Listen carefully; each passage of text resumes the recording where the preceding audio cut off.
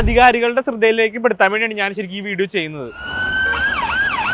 സ്കൂളിൽ പോണ കുട്ടികളുണ്ട്, പ്രായമായ ആൾക്കാരുണ്ട്, പെട്ടെന്നൊരു ഹോസ്പിറ്റൽ കേസ് ഒന്നും അവർക്ക് പോകാൻ ഭയങ്കര ബുദ്ധിമുട്ടാണ് ഈ ബ്ലോക്ക് കാരണം. ഇത് ഇന്നലെ തുടങ്ങിയല്ലേ, അറൗണ്ട് ഒരു 2 മാസമായിട്ടാണ് ഇപ്പൊ ഞാൻ നിൽക്കുന്നത്. ശരിക്കും പറഞ്ഞാൽ എൻ്റെ വീടിന്റെ മുന്നിലാണ് ശരിക്കും പറഞ്ഞത്. ഇത് ഇപ്പുറത്ത് കാണുന്ന എൻ്റെ വീടാണ്.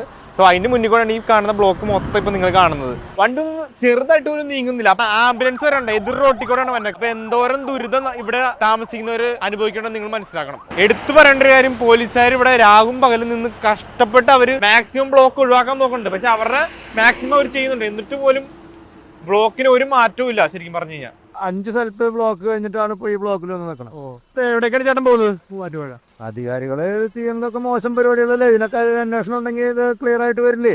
ആരും ഇതിനെ അന്വേഷിക്കാത്തതുകൊണ്ടല്ലേ ഇത് ക്ലിയർ ആവാത്ത. 1.25 മണിക്കൂറായില്ലേ.